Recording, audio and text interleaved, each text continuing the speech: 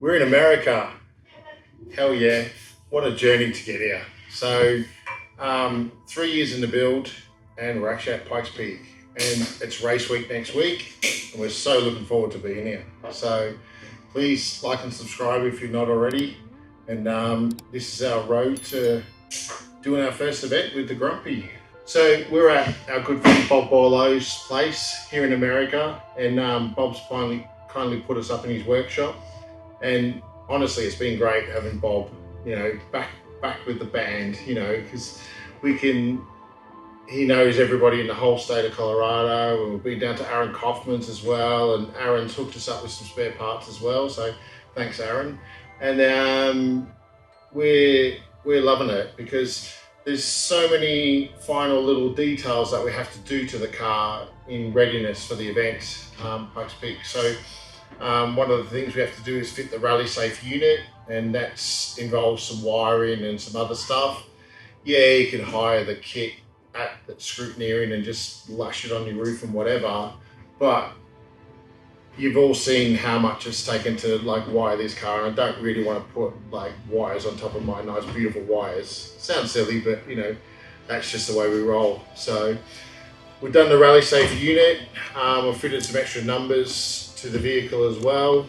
We had to drill a hole in the roof for the GPS aerial, which wasn't too happy about, but we're here now, and that'll get replaced with like a old school radio aerial later on. This week we've got a massive schedule, lots of early mornings, like 1 o'clock in the morning. We're going to be up on the mountain or leave to go up on the mountain. So we're just in the process of organising all the spare parts, organising all the tools, and all the crew are actually here as well. So we've got a couple of people from Australia, a couple of people from England, some here from the US. So it's a right mismatch of people and personalities. So we've all got some brand new team kit, which we'll show through the thing. So thanks Delta Raceworks for that. And we've got everything from t-shirts, because down the bottom of the mountain it can be like 30 degrees, and up the top we can be, you know, 1 or 2. So we've got big winter coats, we've got all sorts of stuff to get us through the weekend and try to look professional. You know, we try. So, you know, but yeah, happy to be here. Loving the place that we're staying. We're staying at a lovely ranch with a lovely gentleman called Dean. He's hosting us, and we'll get some footage of that later on as well, because you have never seen a place like this. We were all like in rabbits in headlights when we tried to stay there, you know, and we're super privileged to be here, loving America, and yeah, I can't wait to get on with race week.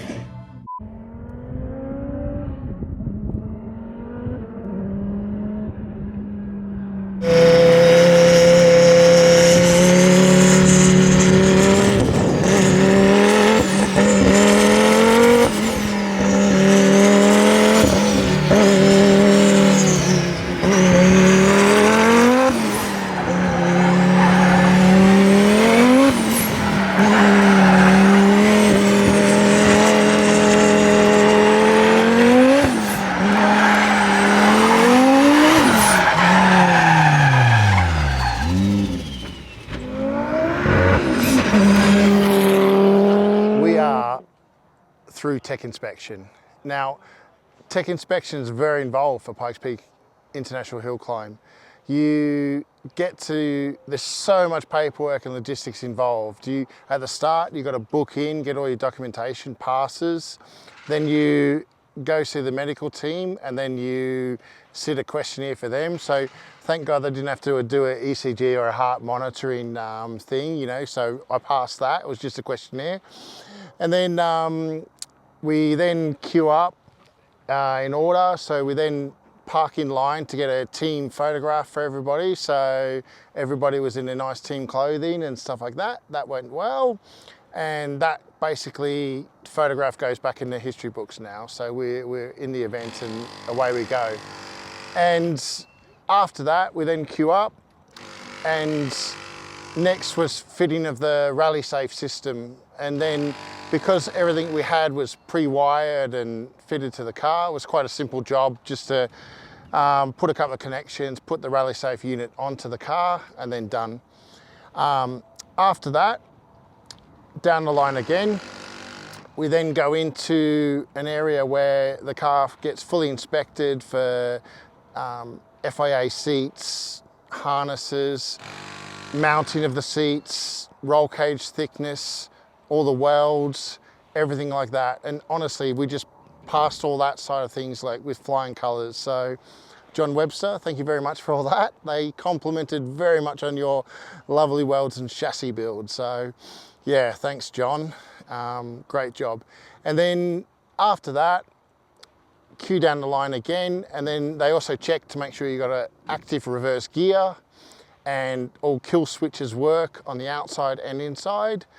And then we went through all that, and then we failed.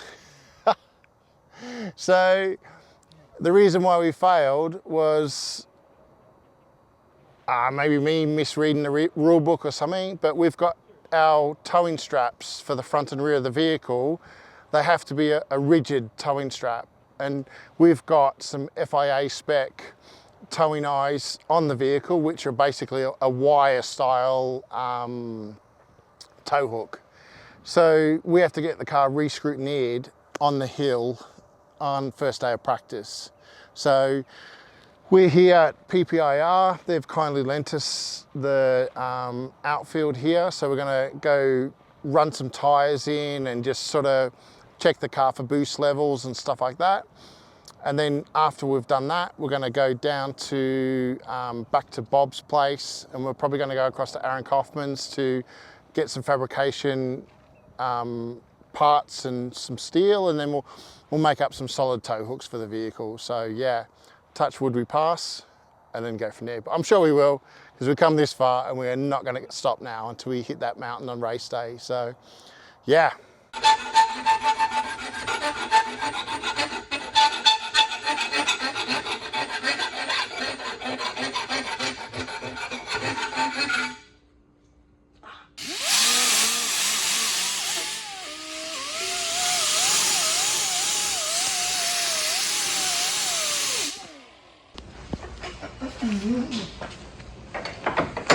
How's that, Dave?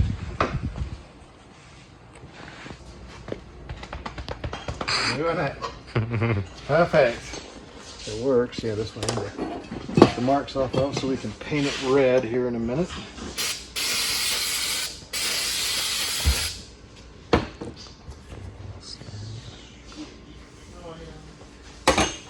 All right. Make another hole here, and then we're good to go.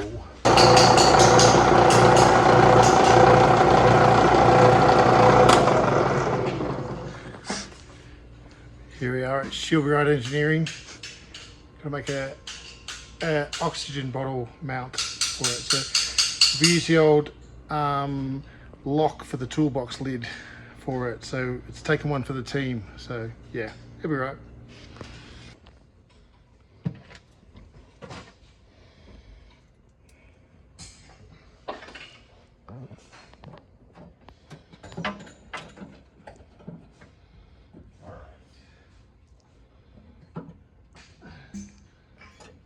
Perfect, I know it is. There we go. Full faith. All right, hopefully this fits right. It'll be like that. Ta-da! See? Woo! I told you. Brilliant! Yep. All right, I'm gonna paint them red. I'm gonna paint this town red. I'm gonna paint them red. I know that on one of the years when we have oxygen, we imported some British oxygen, so we could just be right at home on the hill climb in America. Dave? No, it's oxygen, CO2 into the nose. I don't know what to run the regulator at, but we'll find out. So I can't emphasise how tiring prepping for an event like Pikes Peak is. You really don't have any idea what to expect. You can't comprehend the amount of work that goes into organising everything for something as big as this. I'm absolutely shattered, and this day isn't even the worst of it. There's a few nights, or should I say early mornings, where we have to be up at 1 AM. So trying to adjust to be up at that time is incredibly difficult, incredibly difficult. We have practice events throughout the rest of the week, as Dave has already mentioned, where we basically have to, well, practice, but on different sections of the mountain. So we're able to practice in the middle and the top and the bottom, and then we have Fan Fest and then the actual event. So yeah, it's a tough week ahead. I'm only a couple of days into it and I am battered. Just wanted to put that out there. Oh, I need a lot of caffeine or something.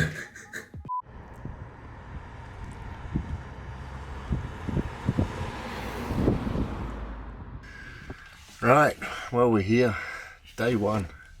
So the format for Pikes Peak is super early starts, and the reason why they do that is that's the way that historically Pikes Peak have got the mountain to allow the general tourists to travel on the roads after 9 o'clock. We need to get up to and practice before 9 o'clock. So normally what you have to do is get up at like stupid o'clock, and the gates open at 3:30 a.m. So we try to get here early to get a bit of a good spot in the queue, so that way we can get a good pit spot for us as well, so we're not stressed getting there last minute. And then after that we have a driver's briefing, which is mandatory each day at 4:45 to 5 o'clock, and you have to turn up to it, otherwise you get a fine. So with my alarm clock set for that, to make sure that I don't fall asleep and don't miss that. And then after that, as soon as sunrise starts, we practice. So today we've got the mid section, So it's normally about, if you're doing anywhere from like 2 minutes 30 to 3 minutes, it's a good time. It's a lot of W's, it's a lot of heavy braking, heavy acceleration and stuff like that. So we're going to just try to get my mojo in and just get dialed in with the car and the mountain. And it's my first time using the oxygen as well, so yeah, we'll see how we get on.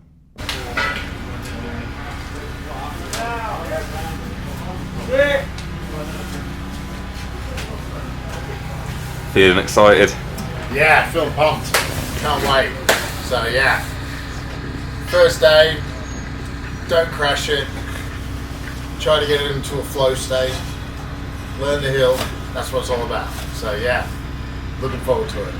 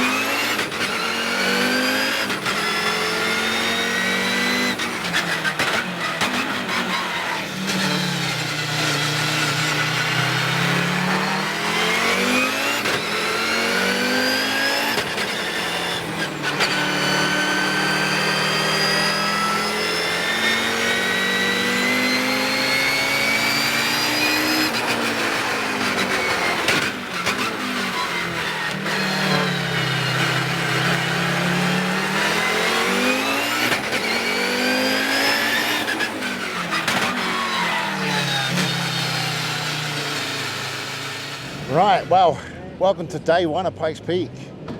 To be honest, it went really well. The car is absolutely phenomenal. So we managed to get 3 runs in on the midsection today. They're still actually running now, so potentially we could get like another run in, but I'm kind of happy with getting familiar with the road, and everything seems all right. So the car is really, really good. The extra long wheelbase of what we have with the mid-engine car makes such a difference, and the car changes direction good, and is really good on the hairpin, and the Alcon brakes are amazing on all the hairpins as well, and I honestly feel like I could brake way deeper in the corners. So we're currently on a set of old tyres, which I kind of wanted to do anyway, because that way, if we're scrabbling for grip and whatever, you're going to kind of be doing that at this midsection when you're on race day. So it's good to sort of make the car move around and do some stuff like that. So yeah, super happy. Car's running a treat. We just run on low boost at the moment, but we'll get some data out, check the turbo speed, check everything else, and then yeah, bring it on. So tomorrow's the midsection, so we're going back to Bob Orlo's shop, and we're going to prep the car again, give it a good clean, spanner check, make sure nothing's loose, and then yeah, give it a go. So thanks for watching.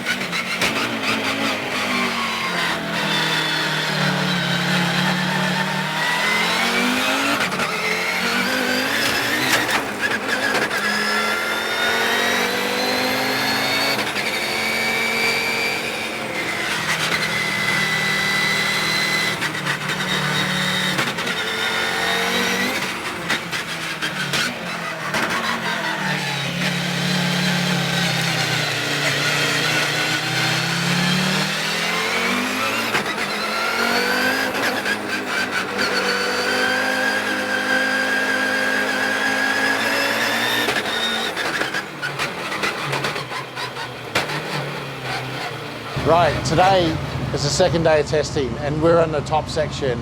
And to be honest, we've done really well with the weather today because last night there was a massive snowstorm coming on the mountain and whatever, and all of the midsection and bottom section and possibly some of the top section here got covered in snow and ice, so all the hairpins are wet and whatever. And so one of the things we run with on each day is we tend to start the day with tyre warmers, and the tyre warmers really help because we can set the hot pressures, we can get the tyres to like, you know, sort of 80, 90 degrees before we set off, so that can kind of simulate what we can actually have on race day, because on race day we enter this section with a mega hot car, mega hot tyres, etc. So we just try to simulate that for the best conditions we can.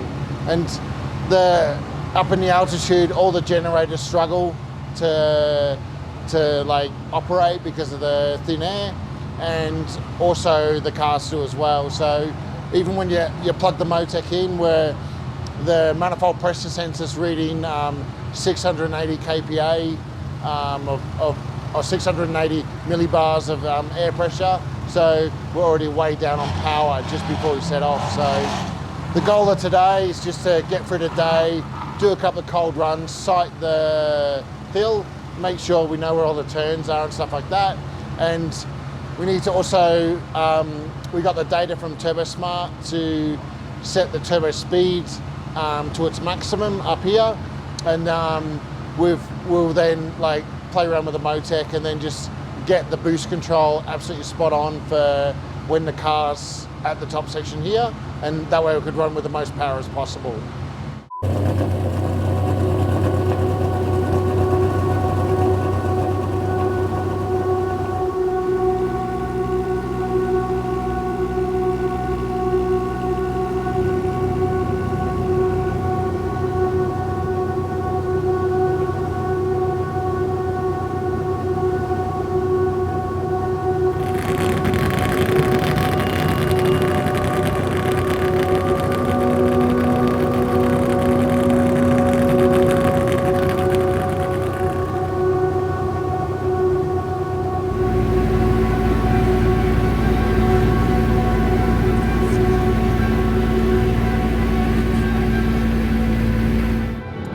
Welcome back.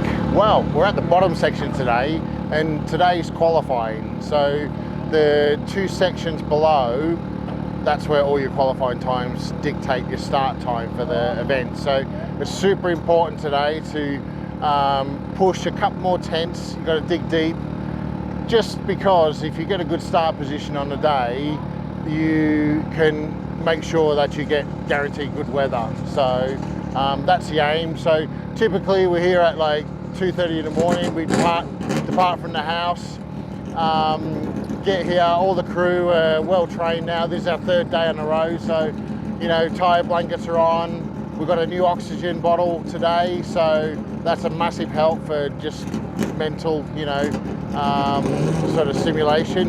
And yeah, that's it. We'll get the car warmed up. Driver's briefing is normally at 5 o'clock each day, and so once we get that done, we could then get our pajamas on and race suit, and then give it a go. So yeah.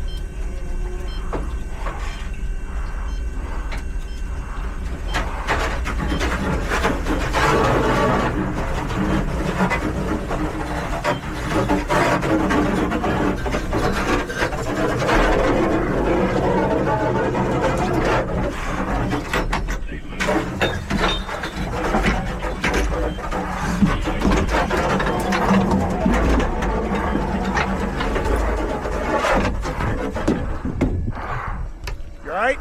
Oh,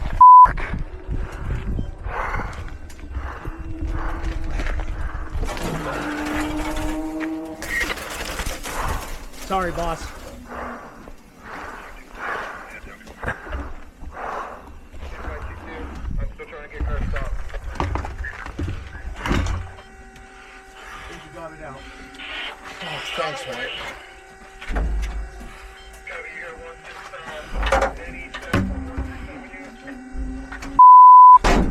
That's shitty.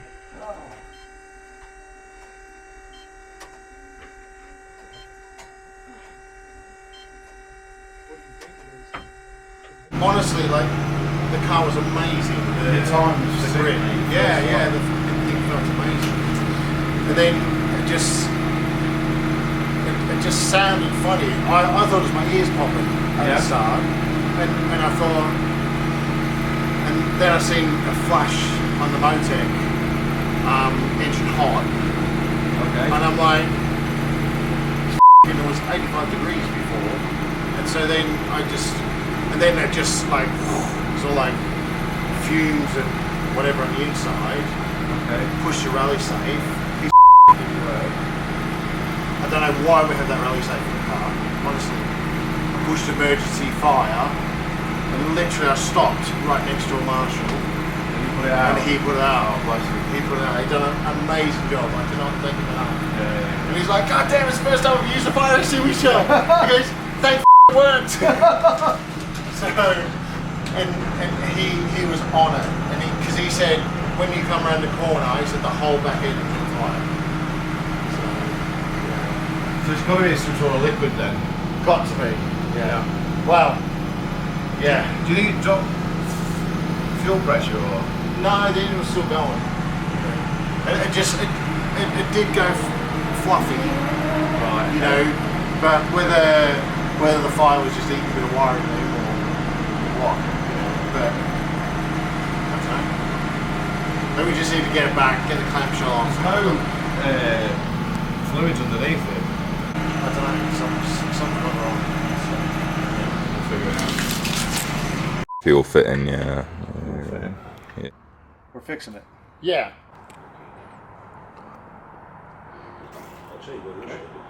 You?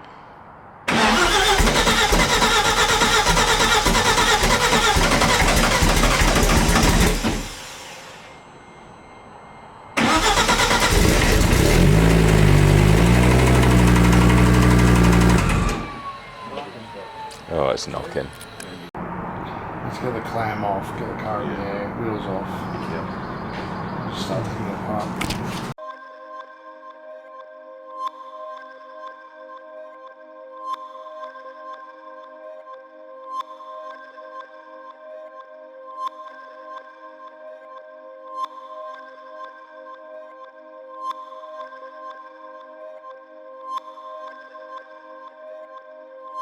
Did you have to put your name on this Hoover in case Kim took it in the house? Yeah, she has one in the house. No, that's when it goes to the racetrack. Somebody always borrows it.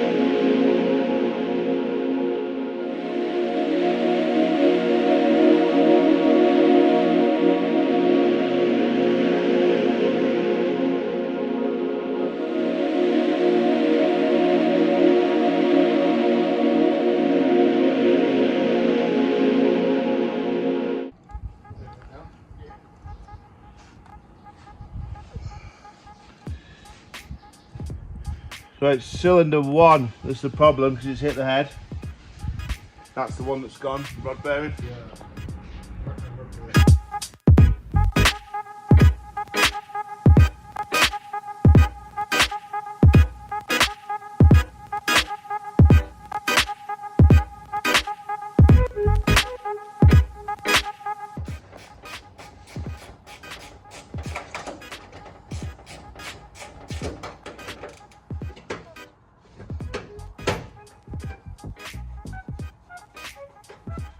Wiggle, wiggle.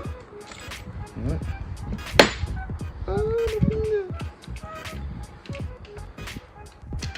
Oh, it's definitely not the chain tension that's up because it's really strong. When Dave's not looking, I'm going to torque the head down to 150 pounds-feet and take the pipe off the actuator.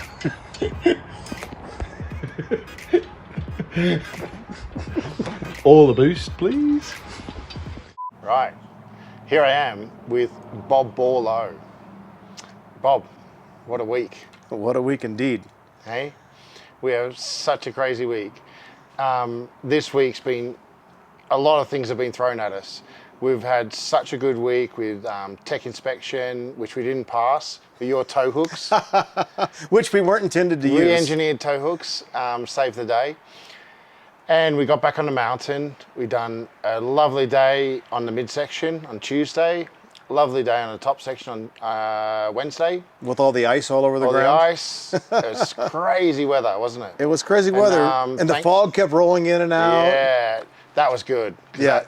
That felt like a proper Pikes Peak with a bit of fog and, you know, coming over the mountain and, you know, and you have to do that one bit with the sun glaring. You got to do the hand in the eyes like Ari Vartman. Yes. Climb dance. Yes. Which still gives me goosebumps watching that video. Because that's what it's all about. Yeah. So, yeah. So, but let's fast forward to right now. Yeah. It's 4:30 on Friday afternoon, and we're supposed to be at FanFest. Yeah. I mean, you've been here, this is your 5th time here, Correct. and we've been together every time. Yes, 100%. And you've always made FanFest. You enjoy FanFest. I love it. I love it. The organisation and the way that this event runs is first class. You know, like they really embrace the competitors, the fans, and everyone. And then they gets bring to the meet. community together. 100%. I mean, they close down the street downtown. There's Yeah. 30,000 fans. There's motorcycles jumping through the air. All the race cars are there. It's a great experience. 100%. But we didn't get to go this year. No, Thursday was challenging. Thursday was very challenging. Qualifying day, let's just explain that real quick. So how Pikes Peak works is they break it into 3 pieces. Yes. So the total entries, they take a third of them, a third of them, and a third of them. And whatever the random draw is, we were in the middle, day 1, which was Tuesday. Whatever day you're on the bottom is your qualifying day. So we were on the bottom, on the middle, day 1, Tuesday. Day 2, Wednesday, we were on the top. And then Thursday comes, day 3, we're ready. We're super pumped. We have the car ready. We're all high-fiving. You were in the groove. You take off. And we're all watching the sheet. And you finished sector 1, second quick at that point. Yep. And it was your side-end lap. Yeah. Yeah. And we were all like, oh man, we can't wait to see the second sector in to see your time. And too many seconds went by. Yeah. So then I know, because I've been there before, I walked away, I went over to the race officials and I thought, because they have radios, and I said, is it car 75? And they gave me the nod. And your heart sinks. And the first thing at that point that we hope, because we can't communicate with you, the first thing that we hope is just, you know, Dave's okay. 2, the car's okay. He didn't go off. 3, we can fix it. Yeah. That's what you hope. Correct. 100%. So then the first thing that we heard was car 75 off at sump on fire. And I said, hang on. He went off in sump and he's on fire, or he pulled off and he's on fire? There's a big difference. 100%. So we learned that you pulled off on fire. Tell us what happened. Well, I was just driving along. Well, being Australian, I thought I'd just stop for a barbecue. No, you don't do that with race cars. It's too expensive.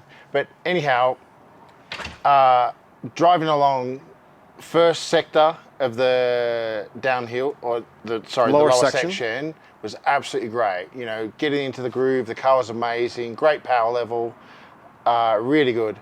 And honestly, I noticed a change in the sound, and I honestly The sound of the engine? yeah, sound of the Okay. engine, 100%. And like I just thought, maybe my ears popped because You are changing a lot of elevation. Yeah, the altitude change is ridiculous, and I thought maybe my ears just popped, and I thought, it's never sounded like that before. And then, anyhow, next thing you know, I seen the Motec on the right come up, warning hot, and it was hot. The car was on fire, literally on fire. And so, thankfully, I found a marshal's point, and I just smashed on the brakes, pulled to a stop. Because you saw him on the right, right? Yeah.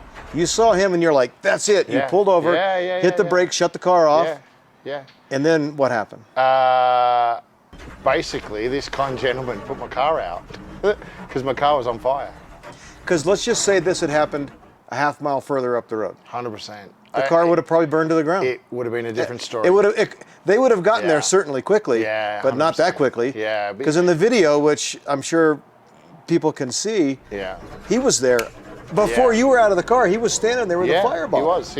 He was smashing it away. And, Amazing. And honestly, this marshal, I cannot thank him enough. He was so apologetic because he was unloading a full fire extinguisher onto my car, and he's like, sorry about this. Well, think about this though. The distance of that race and the logistics that the organizers have to coordinate. Oh yeah, you can't have a marshal. You can't have a marshal every quarter mile. It's just not even logistically possible, right? Not like circuit racing or. No, of course not. So the fact that their safety crew and their organization planned it as well as they did, and it was great timing for you because you happened to see that guy on your right, because I saw the in car, and you just whipped the car over and stopped. 100%. And it really minimized the damage, although there is a lot of damage. And our man Darren, we're all afraid. Well, Darren painted the car, you see, and he done an amazing job. And we're all too scared to phone him to tell him that. So after this event, he's probably seen what's happened on Facebook and whatever. There are other platforms.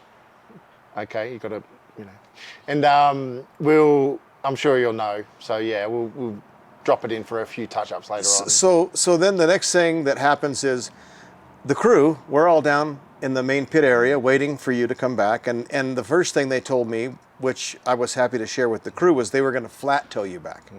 And the difference is if you're flat towed, that means all the corners are on the car and it rolls and stops on its own. Whereas when they pull it up on the flatbed, which they have all of these assets there spread out everywhere, if that would have happened, you would have been broken. So I was thrilled to hear that the car was getting flat towed. So then the car shows up, and we thought we had a plan. We're going to see if we can fix whatever it is and get you back up for the second run. But you were shaking your head and you drove it straight into you aimed it straight for the trailer. We pushed it in. Yeah, 100%. You're so worked up at the time. You kind of don't want to, because every person's just going to come up. Everyone's naturally the curiosity that they want to know what's wrong with the car and whatever. And to be honest, I didn't even know what was wrong with the car because, the back clamshell, like it was all down. It was all, the back window was sunk in, everything like that. It was a bit we didn't know what melted was wrong. and stuck in, right? Yeah, so then we got the car in the trailer. You got out. We got it tied down, right? And the mood was somber. And you got out of your driver's suit and got back into your street clothes, and we made a plan to head down, and fortunately we were on the bottom section so we could leave early. We were going to get the car back here and see if we could sort it out. So the car's in the trailer, you just got your driver's suit off, and I looked over at you and I said, let's look at the bright side. We might realize this is a blessing in disguise. And you looked at me like I was crazy, didn't you? Yeah, who the says that? After burning a car to the ground. It's true though. Yeah, it is. I said this could be a blessing in disguise. So now, I'll explain to the audience how this fire... This is crazy. How this fire was a blessing in disguise. Yes. Because okay? otherwise we'd be in a way different situation. Yes. So, what happened was, Wednesday night, after we finished the top section, just like Tuesday night, when we got done prepping the car for the next day, you said, let's pump the rest of the fuel out of the car so you could log how much fuel we're using, because you're trying to calculate how much we need for the full run, because you've never driven Grumpy up there before. So we pumped the fuel out Wednesday night. Yep. 2 liters came out. Yep. You then put 20 liters in, whatever That's it was. Motec tuning, that is. You said, so you decided how much fuel to put back in. And unbeknownst to us at that moment, that fuel line under the fuel rail didn't quite get nicked tight enough. Correct. Correct. And that was the blessing Yeah. in disguise. Yep. Here's why it's a blessing in disguise. That's what caused the fire. When that came loose, it started spraying the fuel everywhere, right? Yeah. The fuel inside this clamshell with this turbo, which is nice and hot, burst into flames. In fact, it got so hot it melted the intercooler, didn't it? Yeah. But it didn't ruin it, but it melted it. Yeah. So we get the car back here. Yep. We take it all apart. We figure out what's up. We tighten the fuel line, which Will found immediately. Yeah. We tighten that up. We look at the little burnt, crusty wires here and there. Fixed a few things. Fixed a few things, and then you said, okay, let's start it. You hit the starter button. Roll the video.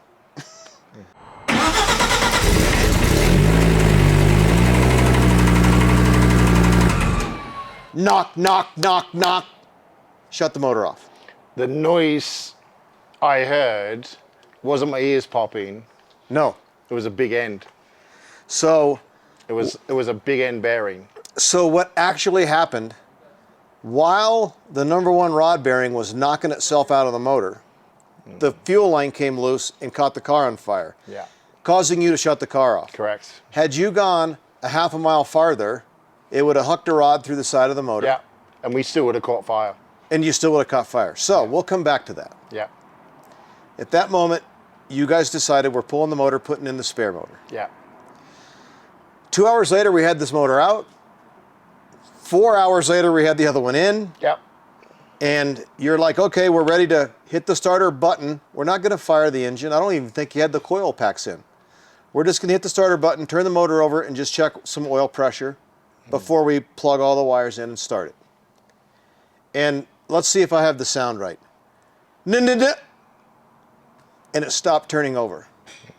And at that moment, there was a problem in that engine. Brand new engine, never fired, never had Yeah. a spark fired in it. Correct. And it dropped 8 exhaust valves. Yep. And I happen to have one of them right here. This isn't supposed to be, is it? No. This still has the writing on it with a Sharpie where the engine was assembled. Trophies come in many ways. Yes. So, what we learned at that moment was, had the fuel line not come loose, you would have driven until that rod let go, and you would have grenaded the cylinder head Yep. on that motor. And then this motor grenaded the cylinder head on the starter. So what you decided to do, you guys, Never give up. you never give up. You took the cylinder head off the fire engine. You took the cylinder head off the new engine that had these valves dropped out of it, put it all back together, and about 20 minutes ago, this thing fired. So you're going to make Pikes Peak. Yep. 100%. And that's what happened when the fuel line came loose. It ultimately saved the day, Yep. saved the week, saved the trip, Yep. saved the year. There you go. If will quit talking, you could even make a fan fest. Yeah, there you go. Got an 11-pound bonnet to put back on, so you're good to go for tomorrow morning. Yeah. All right, Good man. got it. Does this car have a name? Grumpy. Grumpy. Grumpy. This is Toasty. Toasty.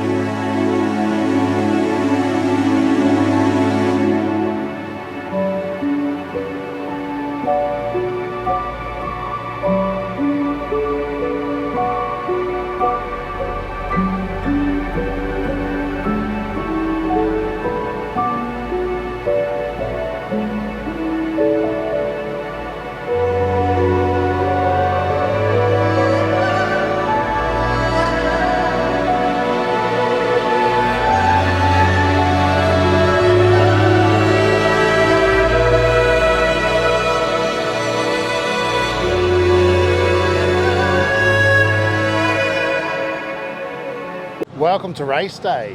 We're finally here. We've had to get up 12 o'clock last night, or this morning. It's a beautiful sunny day. We have to get up on the mountain before all the spectators, you see. So we sort of everyone shares the same road to get here, so which is fine.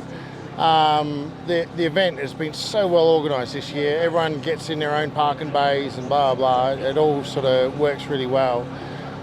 This morning's been amazing. We're all so tired after such a hard week and whatever, but I got to meet Michelle Mouton, an original Group B driver back in the day, the fastest lady to ever win a World Rally Championship, not a World Rally Championship, but World Rallies, etc. She's just, so good to see that she was here. And she actually autographed the car for me as well. So, and I did actually ask if she had a helmet because we could possibly, get her to have her drive. And she said, no, it's okay. You could have the fun for today. So, yeah, super chuffed to meet her and all this sort of stuff. So, yeah, we're stoked. So, there's been delays already on the hill due to massive winds. We've got 50 to 60 mile an hour winds up on the mountain, and it's blowing hay bales over. It's doing all sorts of stuff to the track. It's pretty much a beautiful day, so we didn't qualify or didn't do a finish run on the qualifying run, so we get to start second last, which normally would be a massive disadvantage, especially if the weather goes bad, but it shouldn't actually do that today. So hopefully we should get a nice run and a nice warm bit of the day, and we'll see how we go. So nerves are starting to kick in, but hey, it's what it is, isn't it? We're just going to have some fun and see what the car does. So thank you.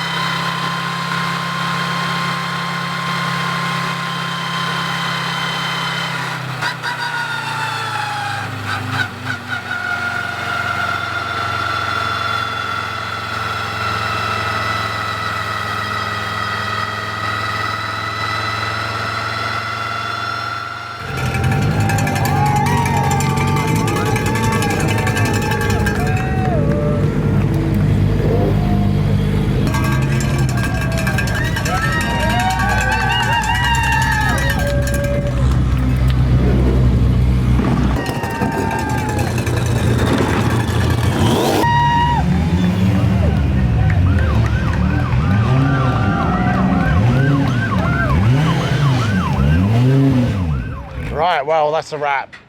We only got to run the mountain halfway up today because severe weather conditions on the top, 80 to 100 mile an hour winds apparently. So really disappointed because of that. You come all this way, build this car, blah, blah, blah. It's just a pain, right? So anyhow, car was good, new engine was good. We were getting the odd alarm from the oil pressure because it was a bit higher than before. So that was all right, managed that. But also the water temp crept up a few times as well. So the Motec ECU just took care of that, just turned things off for a little bit. And yeah, had a few resets, but anyhow, got to the top. Car's in one piece, new engine's really good. So yeah, I think we'll have to come back again, I think.